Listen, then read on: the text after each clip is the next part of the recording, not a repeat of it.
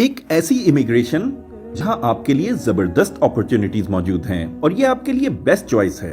نہ اس کے لیے بہت زیادہ ڈاکومنٹیشن کی ضرورت ہے اور نہ ہی ڈگریاں اور سرٹیفکیشنز، اور خاص طور پر آج کل چانسز اور بھی زیادہ ہیں کیونکہ رمضان کے اس مہینے میں یہاں کے دروازے کھول دیے جاتے ہیں۔ یہ مختلف دروازے ہیں جن میں سے ہر ایک کے داخلے کا ایک الگ کرائیٹیریا ہے۔ وہ دروازے جن کی چوڑائی مکہ سے عراق کے فاصلے کے برابر ہے۔ یہ دل پسند جنتوں کا تذکرہ ہے جہاں پر داخلے کے بعد کوئی بھی وہاں سے نکلنا نہیں چاہے گا، بس یہاں کی پری ریکویزٹس تھوڑی سی مختلف ہیں۔ آئیے جانتے ہیں کہ وہ کیا ہیں۔ جنت میں داخلے کی پہلی ریکوائرمنٹ اخلاص ہے، اللہ پر ایمان اور اس کی وحدانیت پر مکمل یقین۔ اللہ کے اختیارات، حقوق، عبادات، اس کی ذات و صفات، یعنی کسی بھی پہلو سے کوئی بھی اس کا شریک نہیں، سب اسی کے محتاج ہیں۔ اس کی جنت و جہنم، قیامت، غیب اور ملائکہ، اس کے انبیاء اور ان پر نازل ہونے والی کتابوں پر مکمل ایمان، اور محمد صلی اللہ علیہ وسلم کو اللہ کا آخری نبی ماننا۔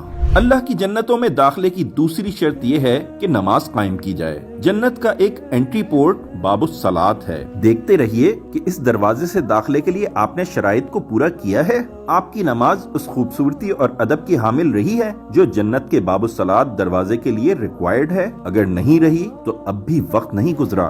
اللہ کی جنتوں میں ایک دروازہ زکوٰۃ کا ہے۔ اس میں سے وہی داخل ہوں گے جنہوں نے اس زکوٰۃ کی تیسری ریکوائرمنٹ کو پورا کیا ہوگا۔ ایک دروازہ باب الریان ہے۔ اس سے وہی داخل ہوں گے جنہیں جنت میں داخلے کی چوتھی ریکوائرمنٹ یعنی روزوں کو ان کے تمام تقاضوں کے ساتھ رکھا ہوگا۔ تقویٰ کی تربیت کے نتیجے میں برائیوں اور گناہوں سے اجتناب اختیار کیا ہوگا اور اللہ کا خوف دل میں اجاگر کیا ہوگا۔ پانچویں شرط حج ہے، ایسا مبرور حج جس میں کسی کو کوئی تکلیف نہ دی، نہ بد کلامی کی، نیکیوں سے بھرپور، گھر ایسی حالت میں لوٹے جیسے کہ آج ہی پیدائش ہوئی ہو۔ اللہ کی جنت کا ایک دروازہ باب الجہاد ہے۔ اس میں وہ خوش قسمت داخل ہوں گے جنہوں نے ساری زندگی اپنے آپ کو اللہ کا نائب سمجھا ہوگا۔ انہیں یہ احساس رہا ہوگا کہ اب کوئی نبی آنے والا نہیں، اس لیے اللہ کے کامل دین کو دنیا میں نافذ کرنے کے لیے اقامت دین کی بھرپور جدوجہد کرنی ہے۔ اتنی زیادہ کوشش کہ اللہ کے دین کی راہ میں جان بھی چلی جائے تو کوئی پرواہ نہیں۔ مسلمان بھائیوں اور بہنوں،